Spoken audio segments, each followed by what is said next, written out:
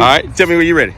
Okay, hold on, pause. So what, how are we doing this? All right, so basically, I'm gonna just tell me your story. Tell me what you're doing these days. Tell me how life is. Okay. Tell me what and then I'll just ask you, where you're from. You don't have to be explicit. Just whatever you want to tell me. Okay. That you feel comfortable in telling me, and I'll send you the video. Okay. All right. All right. You ready? Okay, I'm ready. All right. Go ahead. So, tell me what your name is and what's your story. My name is Jordan. I live in sober living now. I am currently looking for a job, trying to get employed. Okay. I'm out here walking around, riding a bike, trying to get it figured out. But I'm a former fentanyl user. Yo. I'm in recovery. I have been so for 2.5 months. Things have been going good. Yeah, man. Fentanyl's taking folks out. Yes, it is. Man, you lucky to be here. I'm very lucky. Yeah, I've lost a lot of friends. You have, for real? Friends. Yeah. Like the first 5 or 6 years of using drugs, I never saw anybody pass away. But the last year, I've saved like 13 people. You saved for 13 people? Yep. Talking about like for just how you Like do that? overdosing. Yeah. Call the police or using. No, it's a stick you can get, some type yeah, of. it's I don't know why I'm straight. Narcan. Narcan. Yeah. Yeah. Naloxone, Yep, Yeah. That's what I use. Do you carry that? I mean, I'm just I normally information. have a backpack with me. Yeah, I For real? usually keep at least 2 of them on me, definitely. Man, that's cool, man. Because there's a lot of homeless folk out here. A lot of people use it. Yeah, you man. never know when you're gonna see something happen. Yeah, man. So where you from? Lindsay, Oklahoma. Okay. That's where I grew up. I went to high school there, played sports, went to college on a football scholarship. Really? Kind of started. Where did you get off? Where you feel like you got off the path? Yeah. Whenever I moved to Oklahoma City. Okay. Whenever I quit playing sports, I came up here. I had a good job. Yeah. And I just slowly started using, and it just progressed from there. How'd you get introduced to it? It was just something. Was you in a downtime, or you? Not really. My life's always been kind of fast, but I DJ'd, so I was in the rave scene a lot. Playing music, and so I guess being in the clubs and stuff, you kind of just gravitate towards it. No, I'm old, man. Sorry. Tell me your name one more time. Jordan. Jordan. Yeah. So, Jordan, man, tell me where you see yourself in 5 to 10 years. Oh, 5 to 10 years. I hope closer to my family. I hope having a good job, a vehicle, a house, maybe a family. Yeah, just the basic stuff. I always thought I wanted to live a wild, crazy life, but I just want the basic necessities. Yeah, kind of feel like we're missing out on something. Yeah. Have you ever heard the story of the prodigal son? I have. Yeah. You know pretty much what the central message of that story is about. Update me. So basically, our daddy had 2 sons. One son was really like a good son on the outside, and he was the older son. The younger son, he was just more of a heathen. Like, he just wanted to take the money before even the father died. Give me my money now, and I can't wait till you die.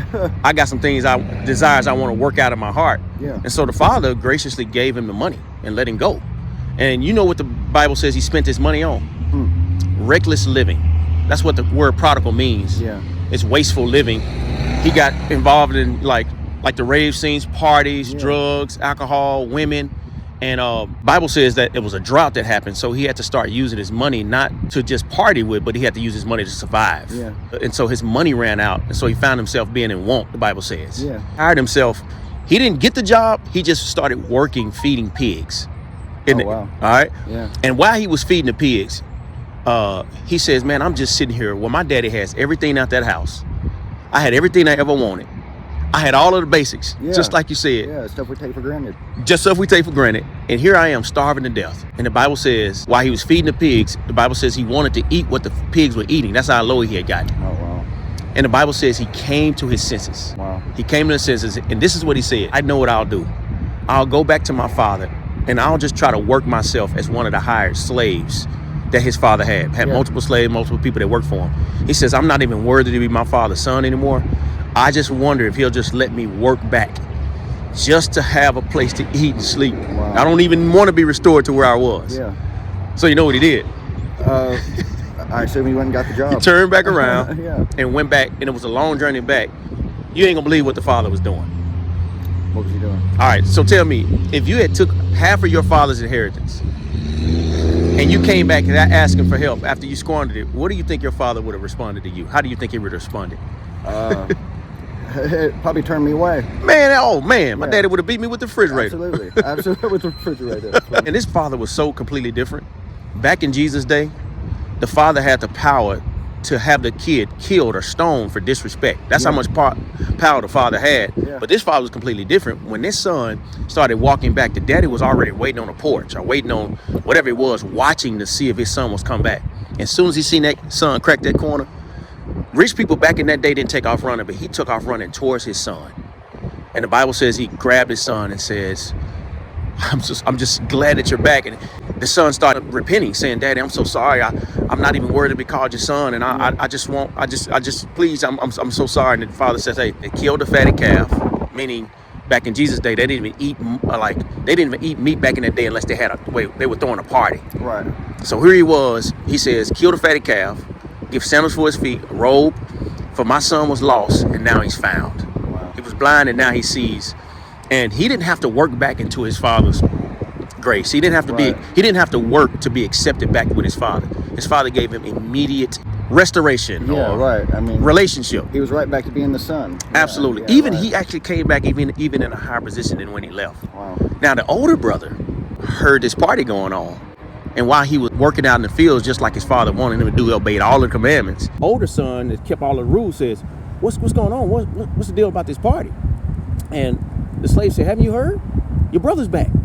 Like he's back. He's back from the dead, really. Yeah. And he says, man, what? He says, and your father's thrown a party for him. Man, his older son got really jealous. I've worked and did everything I was supposed to do and never did give my father any problem. How is this boy of his that's squandered half of our inheritance? How's he accepted?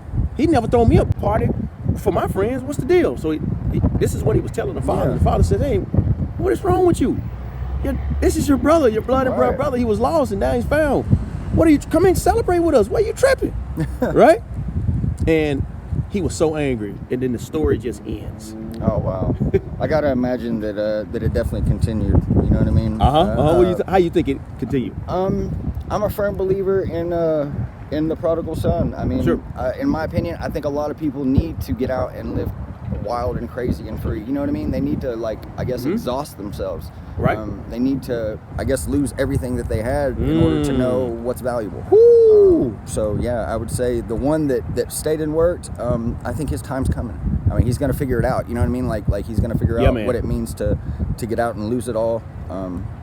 Value it. Yeah. Now, I'm going to tell you how the story ends. Because it stopped, but Jesus was giving a parable to show, because you know who he was talking to? He was talking to really religious people that went to church, they knew the Bible, and they kept all of the rules, but they really didn't really love God. They just loved what God could give them. Right. I'll give you an example. Like if you got married one day and you found out that your wife, you overheard her talking, saying, man, I really don't love Jordan. I just love what he has and all his money. If you walked in that conversation, what would you immediately do with your wife? Oh, man, I'd be furious. Man, I would definitely scorn her. Yeah, man. To say the least. Man, automatic. Yeah. Because she only wants you for what you can offer her. Right. She don't want you. Yeah. But if she really wanted you, she'll automatically get your what? The money. Absolutely. That comes with you. Right, exactly. A lot of people want to go to heaven, but they don't really want to follow Jesus. Yeah. They just want what he has to offer. Right. They want his blessings, they want his life, they want his heaven, but they don't really want him. Well, this prodigal son really just wanted what the father had to offer. He didn't really love the father. He just wanted what he wanted. So both of these sons wanted, at the end of the day, they just wanted the father's material possession. One did it the horrible route, and one went the religious route. Yeah. And he was talking to, Jesus was telling this parable to two types of people. There's people that are like me and you were. I was breaking into folks' houses. I was stealing. Man, I was running from the police until I heard this story. And when I realized it was empty and that I had my friends dying, they were going to prison, I said, I came to my senses. And I ran back to Jesus. And you know what Jesus did? He took you in. He took me in. Absolutely. He took me in, man. But I love you and I'm restoring you, man. And I'm so grateful, man, that he did that. You know what I'm saying? I've never been the same since, you know? But now, there's people in church, man. They go to church every single Sunday. They don't feel like that. They don't really love God. They just want to heaven. And they just keeping the rules just to get heaven. They don't keep the rules because they love Jesus. Right. You know what I'm saying? And so, Jordan, man, I don't know where you at, man. But I was, man, just today, man, if you were to stand before God tonight, what's your highest percent chance of getting into heaven? 0% you go to hell, 100% you get into heaven.